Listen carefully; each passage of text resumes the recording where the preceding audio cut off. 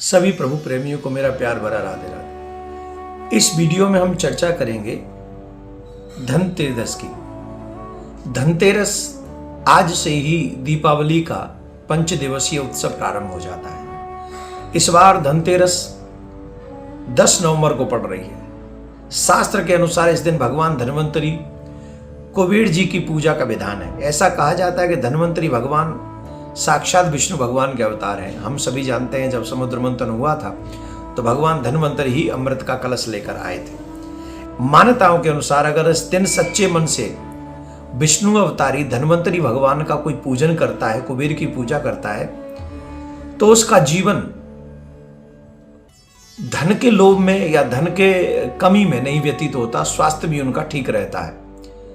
धनतेरस को धन त्रयोदशी भी कहा जाता है। इस दिन सोना चांदी बर्तन खरीदना बेहद शुभ माना जाता है। धनतेरस पर देवताओं के वैद्य माने जाने वाले भगवान धन्वंतरी मां लक्ष्मी की पूजा की जाती है।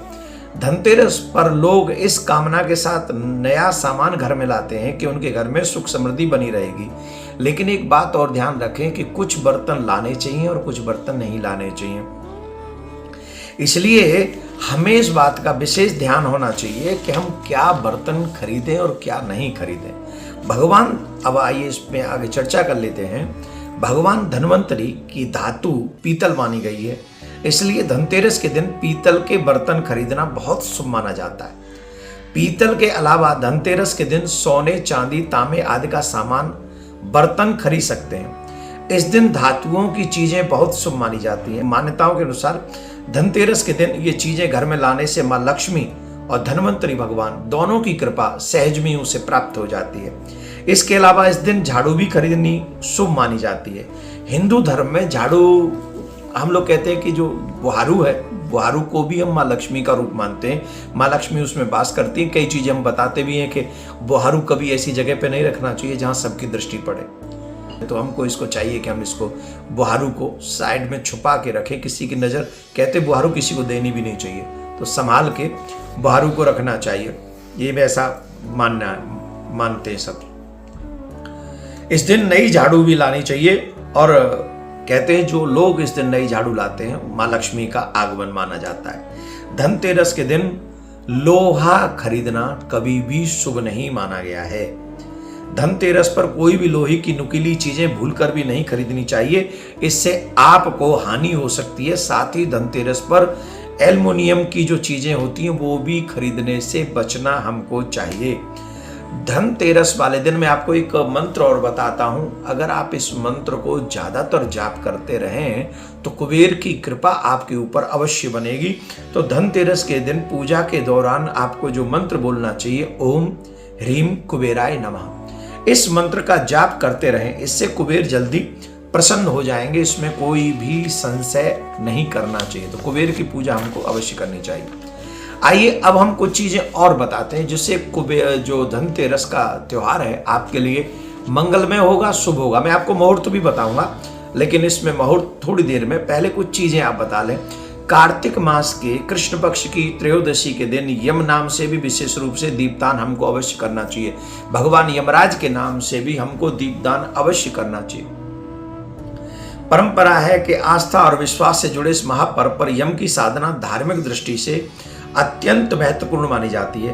धनतेरस वाले दिन महिलाएं यम के लिए घर के दरवाजे पर आटे का चौमुहा दीपक, 4 बत्तियां उस दीपक में, आटे का दीपक अगर हम लोग बनाएं तो ज्यादा शुभ है।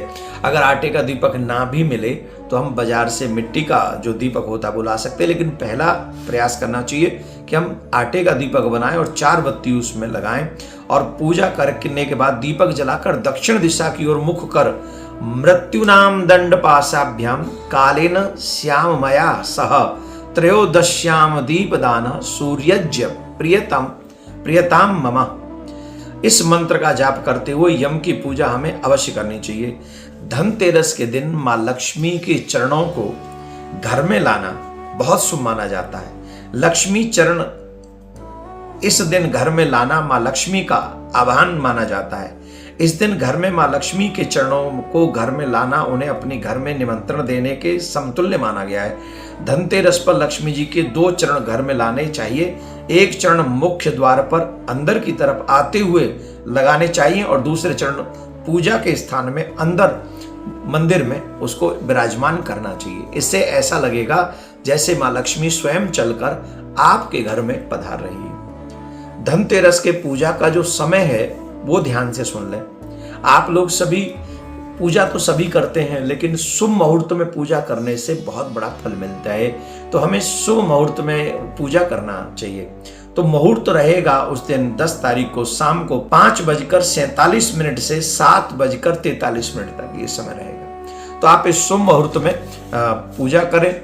त्रयोदशी की, धनतेरस की, माँ लक्ष्मी की, कुबेर की, यम के नाम का दीपक जलाएं। इससे वैसे भी कार्तिक मास में दीपदान का तो बहुत महत्व है, पर इस धनतेरस पर यमराज के नाम का भी हमको दीपक जलाना चाहिए। इससे हमारे पितृ भी प्रसन्न होते हैं और देवता भी प्रसन्न होते हैं, यमराज भी प्रसन्न होते हैं। तो इस वीडियो को ज़्यादा से ज़्यादा सनातनियों तक इसलिए पहुंचा दें क्योंकि आज से दीपावली उत्सव प्रारंभ हो चुका है।